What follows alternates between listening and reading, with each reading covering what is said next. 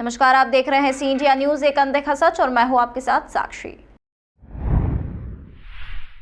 राज्यसभा सांसद दिग्विजय सिंह आज उज्जैन आए, गौ बचाओ यात्रा में शामिल हुए। वहीं इस दौरान उन्होंने मीडिया से बातचीत में कहा कि केंद्र सरकार ने आईबी, सीबीआई और आईईडी को राजनीतिक हथियार बना रखा है, जिसके दम पर सरकारें गिराई जा रही है। कंप्यूटर बाबा द्वारा निकाली जा रही गौ बचाओ यात्रा के पहले चरण का आज उज्जैन में समापन हो गया। इस मौके पर रामघाट पर आयोजित समापन समारोह में पूर्व मुख्यमंत्री और राज्यसभा सांसद दिग्विजय सिंह सहित साधु संत शामिल हुए। इसके पहले मां शिप्रा की पूजा अर्चना कर चंद्री अर्पित की गई। कार्यक्रम में शामिल होने के बाद दिग्विजय सिंह ने मीडिया के साथ बातचीत में प्रधानमंत्री नरेंद्र मोदी पर जमकर निशाना साधते हुए कहा कि केंद्र सरकार ने जांच एजेंसियों को राजनीतिक हथियार बना रखा है, जिसकी आड़ में सरकारें गिराई जा रही है। प्रधानमंत्री गरीबों का पैसा लूटकर अमीरों का भला कर रहे हैं। वहीं उन्होंने कहा कि मध्य प्रदेश के कांग्रेस प्रत्याशियों की सूची जल्द ही जारी होगी। हमने अपनी बात तो कर ली। गौ माता की सेवा हमारा लक्ष्य है और आवारा पशुओं की पूरी सेवा होना चाहिए। कोई भी आवारा पशु सड़क पे नहीं हो, ये हमारा लक्ष्य है और उसके लिए पूरा प्रयास करेंगे। ऐसा है, महाकाल दर्शन पर भस्म आरती के लिए 750 रुपये का कोविड के लिए और ये जो सावन में व्यवस्था की गई थी, लेकिन सावन बीत जाने के बाद भी वो 750 रुपये वसूल किए जा रहे हैं। और इसमें हमारे प्रदेश अध्यक्ष कमलनाथ जी ने भी, डॉक्टर गोविंद सिंह जी ने भी और जयवर्धन जी ने भी इस मामले में कहा है कि हम पूरे तरीके से निःशुल्क दर्शन के लिए कानून बनाएंगे। साहब, मेरे दो प्रश्न।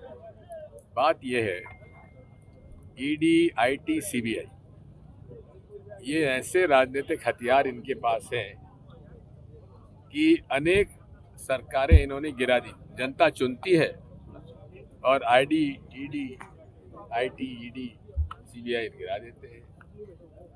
झूठे केस बनाए जा रहे हैं। और मैं इस बात को कहना चाहता हूं कि जिन लोगों पर केस है भ्रष्टाचार के, स्वयं प्रधानमंत्री जी ने अपने भाषण में कहा था कि अजीत पवार साहब पे 70,000 करोड़ का घोटाला है। 3 दिन बाद उनकी सरकार में वो उप मुख्यमंत्री बन जाते हैं। ये क्या है? इसलिए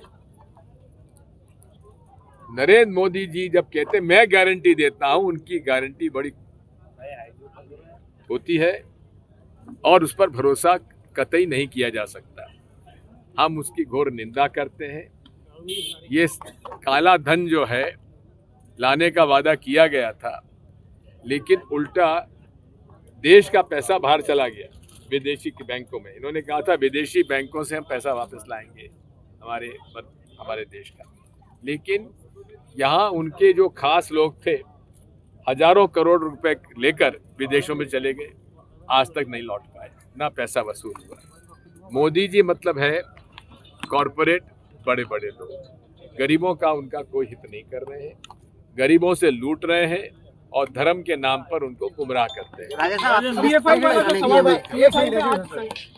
राज्यों में छापे मारे पीएफआई के संगठनों पर। देखिए, बात यह है, यदि पीएफआई के ऊपर कोई इस प्रकार का आरोप है तो आप 10 छापेमारी, हमें आपत्ति नहीं है। लेकिन देखने में आ रहा है कि जितने भी इन्होंने छापामारी की है 97% पे वो झूठे पाए गए।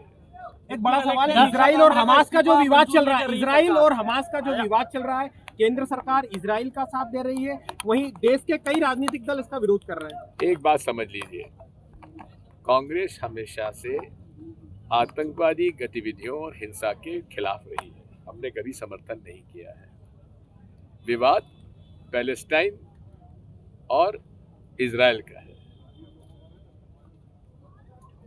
पैलेस्टाइन की धरती पर इजराइल के जो यहूदी थे, क्योंकि उनके साथ जातियां हुई थी हिटलर के ज़माने में, इसलिए उन्हें इजराइल का देश बनाने के लिए जो धरती थी उसमें उनको पसार की गई।